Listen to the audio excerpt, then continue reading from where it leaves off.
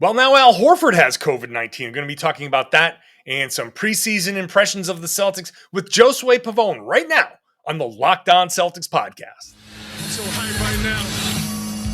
Anything's possible. Oh, my mama. Oh, my lady, ma. Anything's possible. Rain and Jay's back with the vengeance. All the real Celtics fans in attendance. This the truth like 34. This like walking in the garden when you hear the roars. The crowd goes crazy. Most in-depth coverage on the daily. Mainly podcast royalty, the content kings. When you talking about the franchise with 17 rings. Focus like Danny at the deadline. Global, but it got a local feel like the red line, the blue line, the green line. Play it in between time. I'ma throw my C's jersey on in the meantime and press play. When the F's done, I can't wait until the next day. Trying to stay in tune with the C's, that's the best way. Melly. Hey there, welcome back to the Locked On Celtics podcast. Thank you for making this show your first listen of the day. Really appreciate that. Locked On Celtics is free, available on all platforms, including YouTube. I'm John Karalis. I cover the team for Boston Sports Journal. I've written a book called The Boston Celtics All-Time All-Stars. Pick it up wherever books are sold online and buy yourself a copy, not free, $30 on johnkaralis.com if you want a signed copy. Today I'm going to be talking to Josue Pavon, who on Twitter at Joe_Sway, host of the Causeway Street podcast, co-host with Cedric Maxwell on the CLNS Media Network.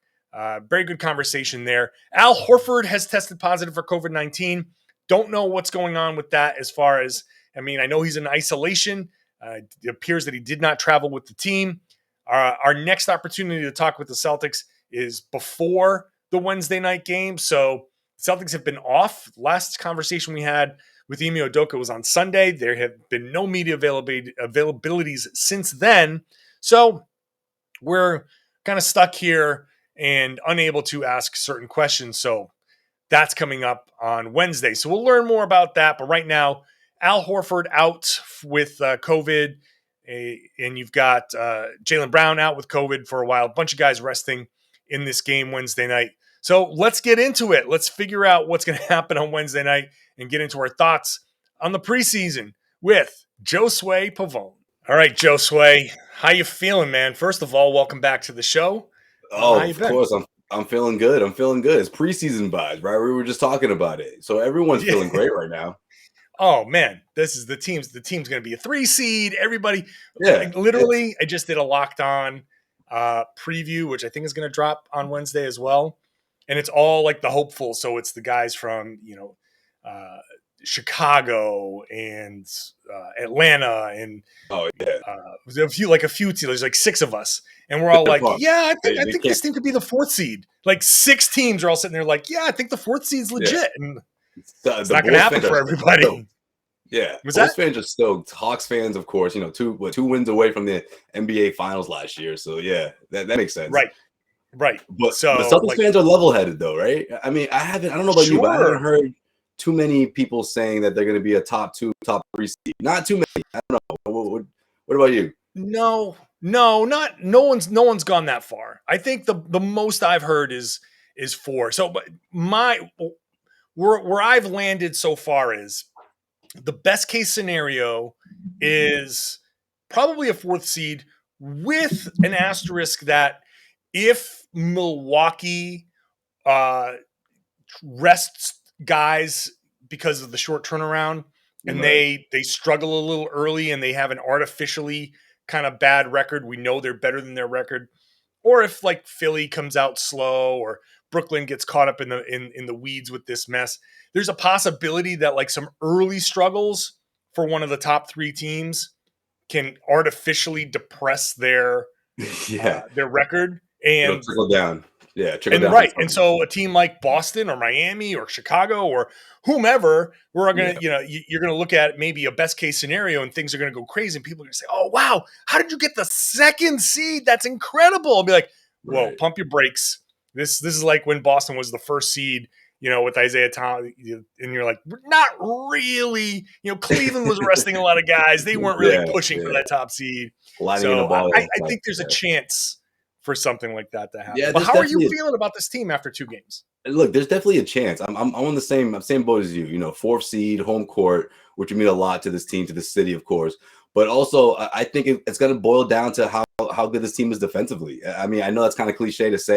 I'm not going to go out on a limb and say that this team is a surefire, top 5 defense this season in the NBA. But if they can be somewhere in the top 10 range, that's going to be a huge advantage. That's going to mean limiting teams to to below 100 points. Something that this team has sort of strayed away from, right? The last couple of years, being that defensive juggernaut team. We haven't seen one of those teams in a while. And I think so far this team has the makings to do that for sure.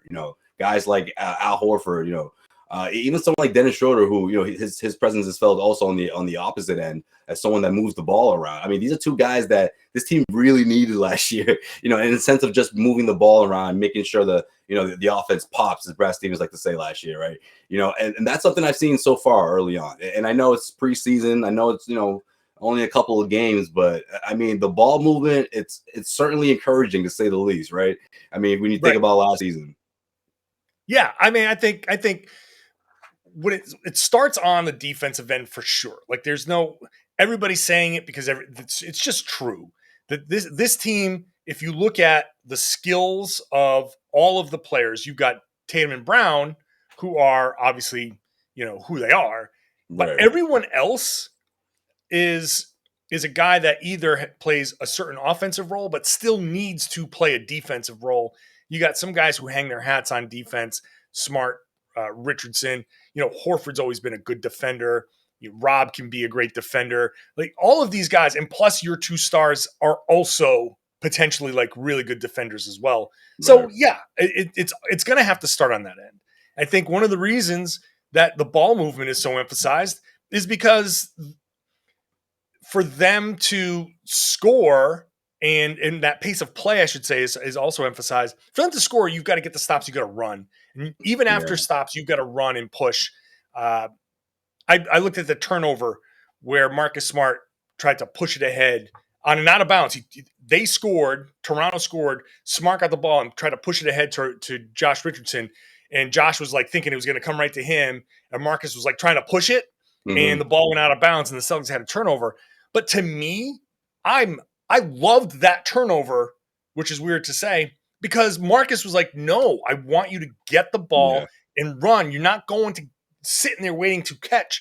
I'm throwing the ball ahead of you so you can get it and run, and we're running off of makes. Tommy Heinsohn used to say this all the time. Running off of makes is a great way to get easy baskets. Yeah, run. Soon as they score, especially throughout those years where they were always on the wrong end of a lopsided game. It's like that's how you get back into the game after they score.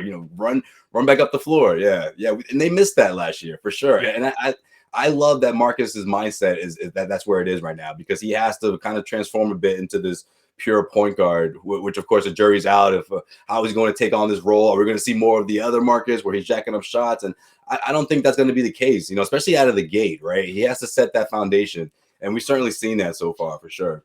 Yeah, I mean, what is he taking 5 3-pointers over the course of 2 games? I mean, we're all counting, but that's about right. Yeah, I mean, that's a first half for him some nights.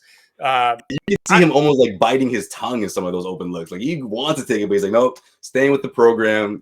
This is what we're doing here. But I mean, it's not. I don't mean that in a bad way, though. I don't think it's one of those like he regrets passing up these shots. He's signed up with this program, and I think it's something that's the way you want to kick off the season for sure. Let's talk a little bit about Marcus, because I think that is a really good point, that the shots that he's passed up, and I've watched him attack a closeout. I've watched him pass up a shot where, it's one of those catches where he could take that shot where the defender's like maybe sort of giving him that high five on the way by. He planted. Or like you have just enough time. But what he's done is he's gone baseline and tried to move the ball. Now, sometimes he's tried to move the ball. It's been a turnover. Sometimes it's been, you got a traveling call or whatever. Yeah. I don't know, man. You tell me if you disagree. I'd rather have Marcus do that now and start to figure out like how to maneuver his way into a passing opportunity than just say, you know what? I'm just going to start taking these shots. Every shot that Marcus passes up and drives and kicks or does something else, I think is a good sign for the offense, and B, good leadership because he's executing Ime Udoka's plan. Yeah, for sure. And I also think it's going to be interesting to see how he goes about scoring, right? Because that open shot's going to be there for him, but it's going to be interesting to see how many times he goes inside, because drawing defenses is going to be a huge part of this offense in terms of getting guys open look, guys in the corner, Josh Richardson, Al Jefferson, Al Horford, getting those open guys, those looks. But if you can be a threat on offense, sort of like I used this the other night, and I guess I really aged myself, but I can't. Maybe you can help me out with another kind of point guard, but like almost that Mark Jackson game, right? Sure. That, I'll break you down a bit in the post. I won't do it all the time, but if you give me that shot, you catch me on the wrong mismatch, I'll give it to you. Not to say, give the ball to Marcus and clear out, but if he's able to add that part of his game, because I'm not quite sure what the exact percentage is, but I felt like attacks to the rims, those easy twos, he missed a handful of those last season, right? I feel like those easy looks he took a dip a bit.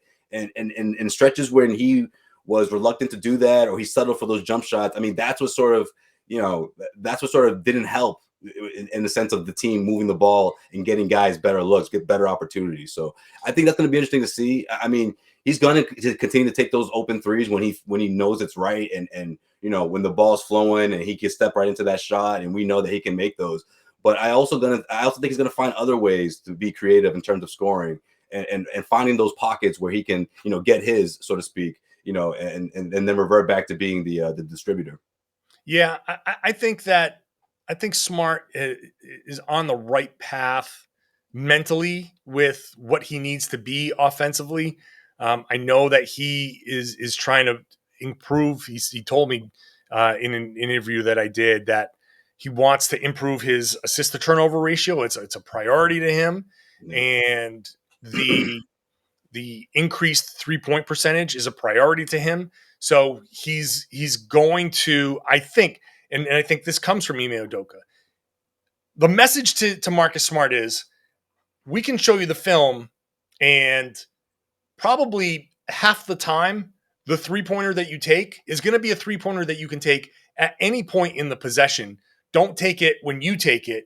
Let the ball move, and then it can come back to you, and later on, you can get that same shot. You're not like, and Ime has said multiple times that good to great, giving up a good shot to get a great shot for your teammates. I think that is said somewhat with Marcus Smart in mind, where last season or prior seasons, even people would ask Marcus about certain shots. He's, hey, I got a good shot. That was a good shot. I took a good shot. And Ime's like, okay, good, sure, but we can get better than that. You can get a great shots. Yeah. Right. Yeah, for sure. And when you think about last season, what was most frustrating about this offense was not the fact that, maybe Kemba wasn't always healthy and, guys were in and out of the lineup, but it was also like, on night in and night out basis that these guys can put together points, and it was frustrating to see when the defense would collapse. It was you go and then I go, you go, then I go, whether that was Tatum, Brown, and that third guy was on most nights Marcus Smart. Kemba Walker was out. He didn't come back until the later half of the season. He was still banged up. And Marcus took it upon himself to take those shots, to come up, and try to put the team on his back in certain stretches. So, now that I feel like the team is more well balanced, I feel like Brad Stevens went out and got guys that can sort of fit the criteria of getting up and down the floor. I mean, shit, we saw Al Horford. He outran someone that's he's like 8 years his senior, on a fast break, outlook, passes, that kind of fast break approach that we didn't see a lot last year, and I think Marcus is going to be a huge part of that, the head of that. And he's going to hold people accountable as well, which will be very important this season. Back with more with Josue coming up next. First, I got to tell you about SweatBlock, which is the answer to your excessive perspiration problem. A doctor who had this problem created this product, and he found out that it works for up to 7 days. It comes in a wipe. You shower at night. You put this on the problem areas. You wipe it onto the problem areas. You get up in the morning. You wash it off, and you can get up to 7 days of protection. If you do not get SweatBlock's protection, then you get SweatBlock's dry shirt guarantee, your money back if it doesn't work. It's been a bestseller on Amazon for over 10 years. It's currently #1 in the Amazon antiperspirant category. Google it. Look for the videos on YouTube if you want proof. Go to over 13,000 reviews on Amazon if you want proof. They are hiding nothing. So wear what you want to wear, whatever color. Don't worry about the sweat coming through. It's your little secret to confidence, and put it in your toiletry your bag. You will really be happy that you did. Go to sweatblock.com right now. Use the promo code LOCKEDON for 20% off. Try it for 20% off. Again, money back guarantee if it doesn't work for you. Or if you want, you can pick some up at Amazon and CVS. Thank you once again for making the Locked On Celtics podcast your first listen every day. Why don't you make the Locked On NBA podcast your second listen, especially on Wednesdays, where I co-host with Jake Madison of the Locked On Pelicans podcast. We'll be talking about Kyrie and have some interesting analysis there, and getting into a whole lot of other stuff across the NBA. Rotating hosts on the Locked On NBA podcast. So go ahead and make that your second listen of the day. Now let's continue the conversation with Josue Pavon. Now, obviously, Mark is not playing in the Wednesday night preseason game. Let me pull up the injury report here. It is gets worse. Tatum, Smart, Schroeder, Richardson all out resting. Jalen out with COVID. Al Horford out with COVID. Yeah. Like, I don't know if Al Horford is vaccinated, but I think he is, and I think Jalen is. So we're getting breakthrough cases here. So hopefully there's some mechanism there with a couple of negative tests. We'll have to ask the coach what the prognosis is for Al. But we're going to get a look at some of these other guys in this Orlando preseason game that, I don't know, maybe somebody steps up and earns an end of bench role or a two-way spot. I mean, is there anybody, considering everybody that's out, is there anybody that you're looking at that in one of those roles? I mean, I feel like we haven't gotten a whole look at that. I think this is going to be that game where we see those guys, right? The end of the bench guys, Sam Hosier. I want to see more of him. Guys like, at the end of that bench that could potentially steal that spot. I mean, if there was one guy in particular, probably Sam Hosier. I mean, again, I didn't see a whole lot of him outside of, Summer League. I do think that he sort of fits that criteria of a guy who could play multiple positions.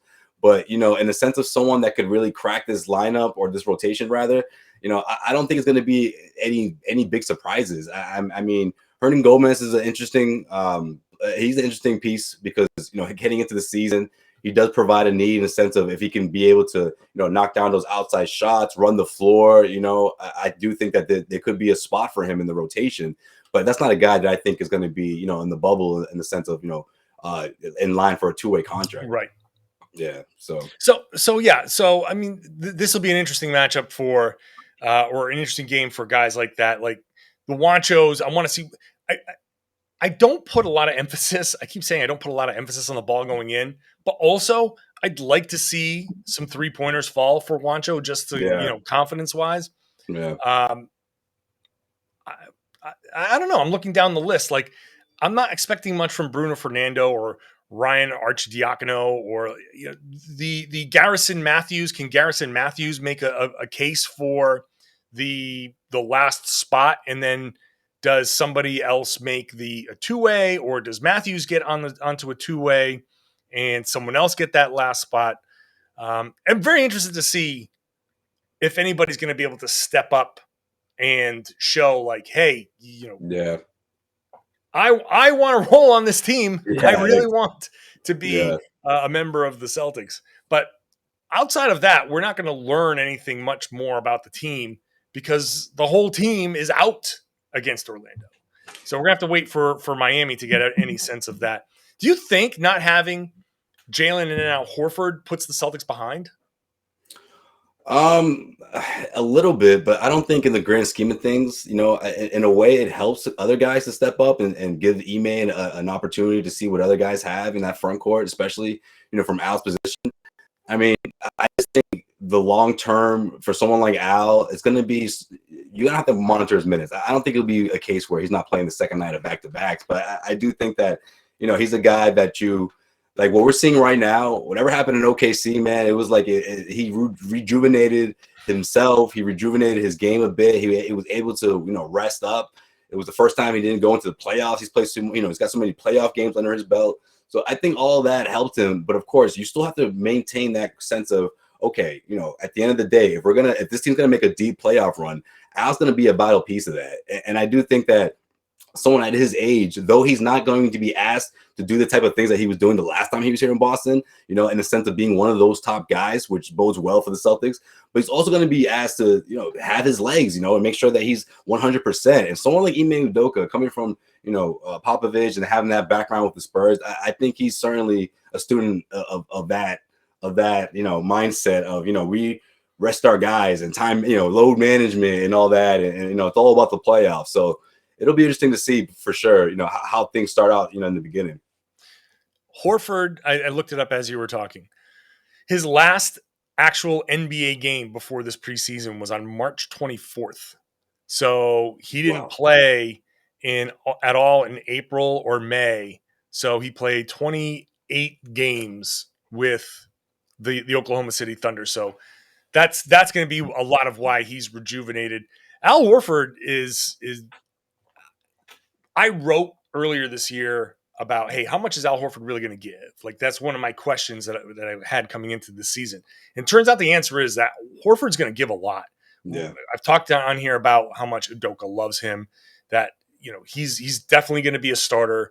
I envision him as starting, coming out after a few minutes, then coming back in with Schroeder and kind of being paired with Schroeder until the final stretch. And then you figure out if Al's the right matchup down the stretch. But And I'm assuming that Udoka will think that he will be, and we'll see how that goes. But the importance of Al Horford it's much higher than I thought it was going to be coming in. I didn't expect him to when they traded for him, I just thought like, yep, Al's going to come off the bench and he's going to play 20 minutes and they're going to roll with whatever he's got left. And he's going to be a nice piece off the bench. And maybe he gets traded again when they need to clear some salary. Now it's like he's going to be a starter. They're probably going to name him captain. Like this, all of a sudden now it's like Al Horford is one of the most important players in this team, which is wild. Yeah, I think again, it just shows how much they needed a guy like that last year. Who can move the ball,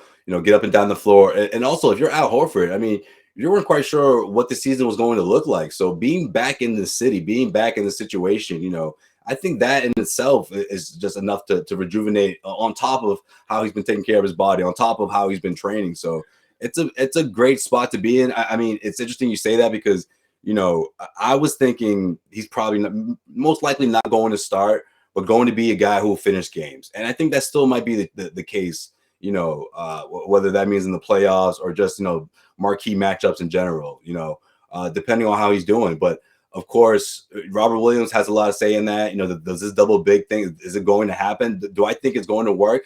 I think it can work, I at least to start things out, and to start the season off and the way that they're able to move up and down the floor and the way someone like Rob Williams, to have that anchor, the defensive anchor alongside, someone like Al, I think I want to see what it looks like at least, I don't know why everyone is so afraid of it, especially after these first couple of preseason games, but now we have to wait a bit, we have to wait, with the news about Al and his diagnosis. Yeah. Look, we're kind of scarred around here with the double bigs, but the last time the double bigs worked was with Al. You're Horford one of those guys, huh? You don't want that double big life. So I was one of the guys that was kind of like, let it try to work last year. Because my whole thing was they never got an off season. They never got a training camp together. Tristan Thompson came in hurt and they never got to play together. And everything just got slammed together. So to me, the first 2 months of the regular season were still preseason. So I was like, no, I acknowledge it sucked, but let's see if it can work. Let's see if they can make it better. So, but it turns out Tristan Thompson was a bigger problem than I thought at the time. So anyway, there's no Tristan Thompson on this team, which means I think this has a better chance of working. Al Horford's a much more reliable three-point shooter, which helps. Rob is much more dynamic than Tristan. So that Yeah. helps. You're not going to get any 12 dribble, post-ups with Rob. That's just not going Yeah. to happen. I think if he started dribbling like 4 or 5 times, Udoka would call a timeout and go out and tackle Rob if he tried to do that. He's gonna know better than that at this point. Yeah, Yeah. exactly. I mean, that's the thing, though, John. Those are two completely different double bigs. I Yes. mean, 100%. and especially someone like Robert, who's still progressing. Still finding his footing. This is like, man, talk about one thing that we didn't see coming, right? If you're someone like Robert Williams, who was just talking about Al Horford, like a year ago at media, or whenever the last media day was, saying like, hey, that's still that was someone that really had an effect on me. And then a year later, boom, well, there he is. Right. Now he's there to literally help you and doesn't have to just send you text messages and you can keep him posted.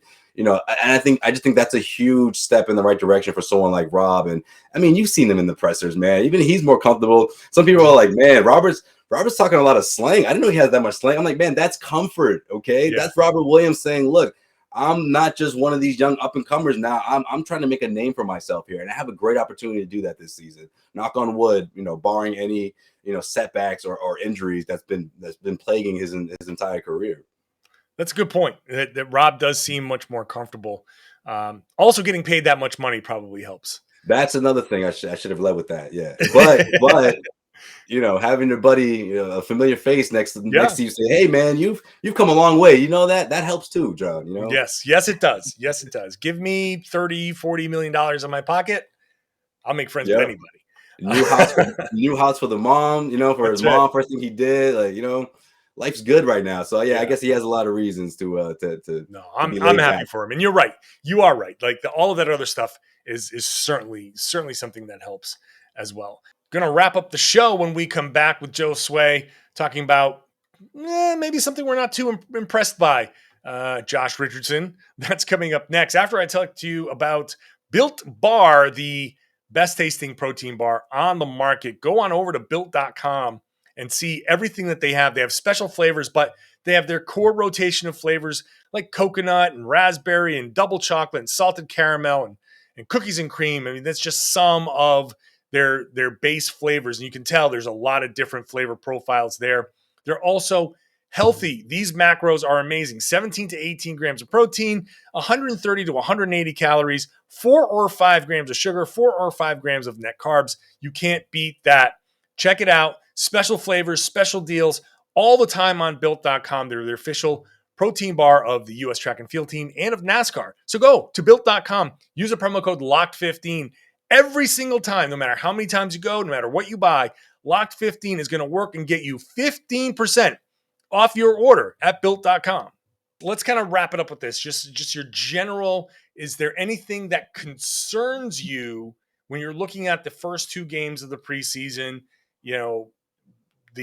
what's coming up, the schedule, the road, all of that stuff, as you watch this team right now? Is there anything like when you come out of it and you go, okay, this, I don't know. The one thing that's been at the back of my mind, but I'm still like, we still got to give it some time, is Josh Richardson.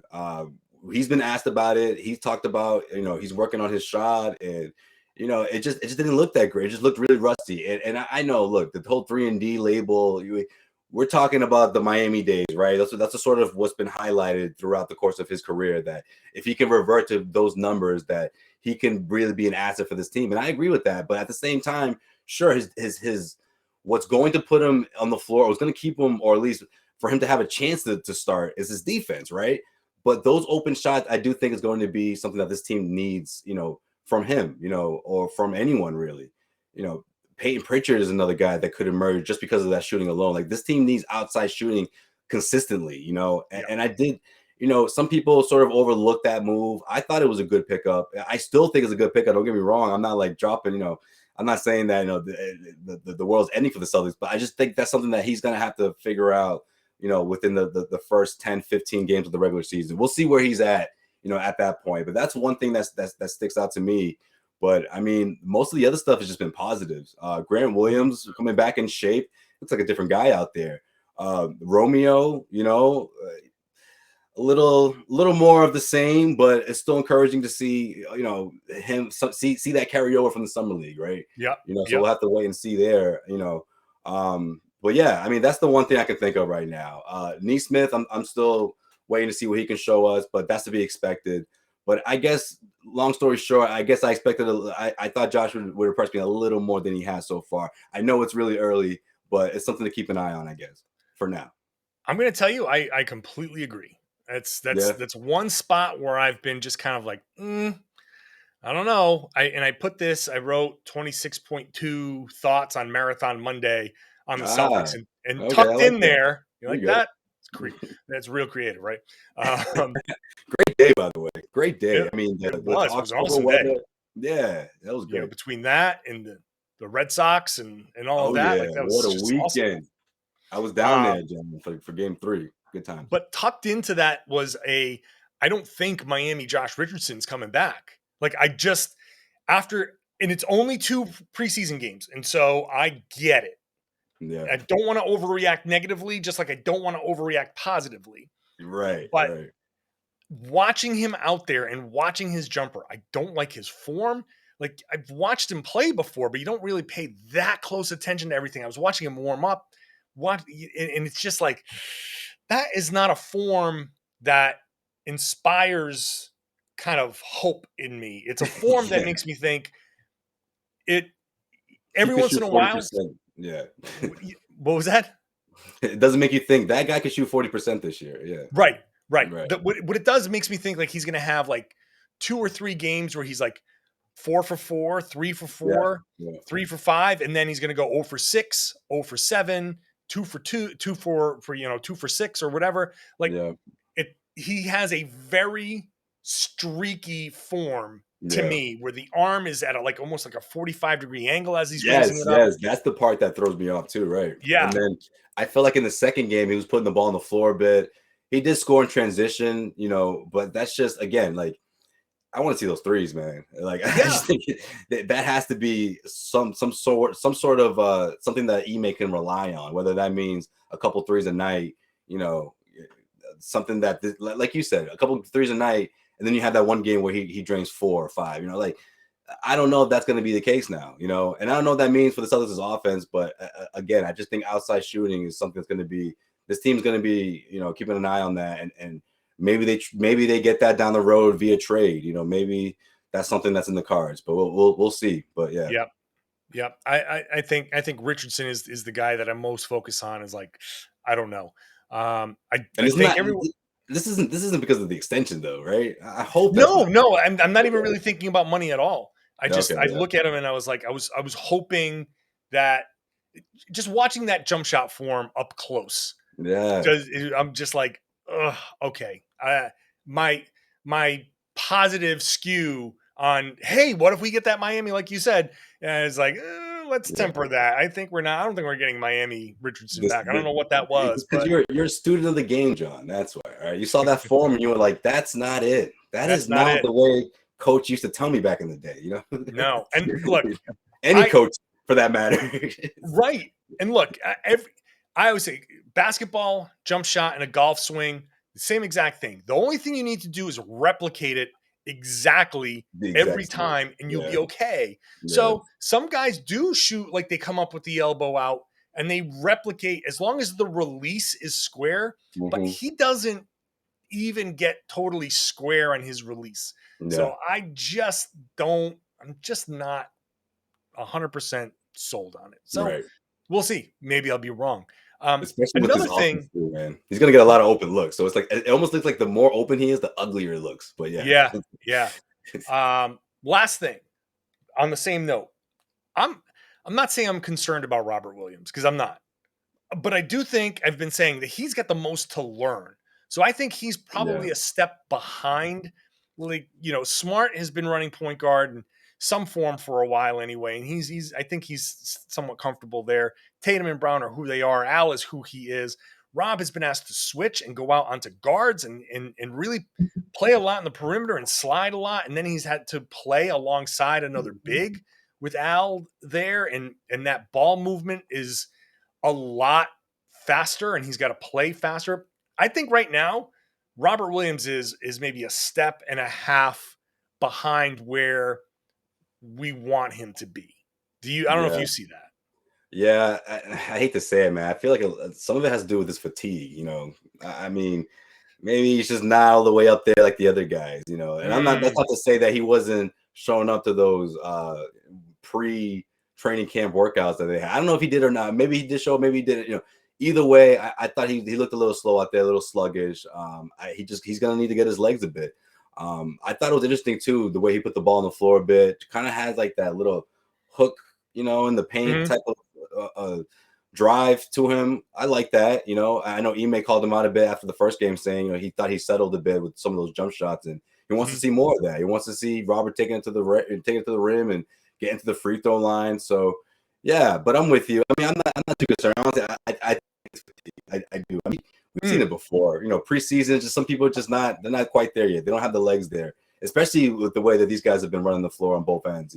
So, but yeah, I'm just more thinking about the health from the health aspect. Plus he put on the extra muscle, which that's he what needed to do. He needed to do that, so he's getting used to that as well. But yeah, I just feel like in the past with big men and guys who've had issues, when they put on muscle, it's just sort of like that period where everyone sort of like bites their tongues, like you're walking on eggshells, like because if everything goes well these first 2-3 months, it's kind of like, okay, I think we're in the clear, guys. I think Robert's gonna have a full or relatively healthy full season. So we'll have to wait and see by December. Hopefully there's nothing, no banged up knees or ankle sprains. All right, we'll see. So Celtics play on Wednesday night. Half the Celtics play on Wednesday night. Then the real games come on. Yeah, right. Preseason finale in Miami on Friday, and then the Knicks next week. Be fun to see how this all pans out. Josue, very happy to have you back, man. Thank you. My man, appreciate you, Karalis. I'm sure I'll see you soon. Season's starting back up again.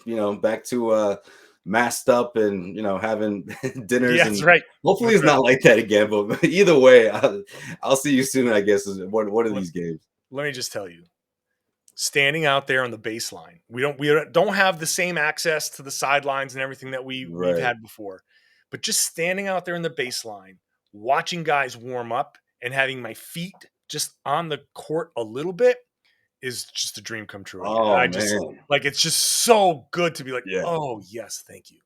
Thank you. It's so good. I haven't had. It's been a while. John. I'm gonna have to do that. Yeah. Yes. As soon as you said that, I just went through the motions in my head. I'm like, I haven't done that in a while. Yeah. You just get up close and you watch these guys warm up.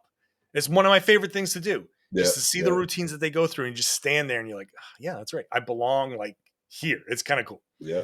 So, all right, man. Looking forward to seeing you. Absolutely, man. I'll see you soon, Karalis.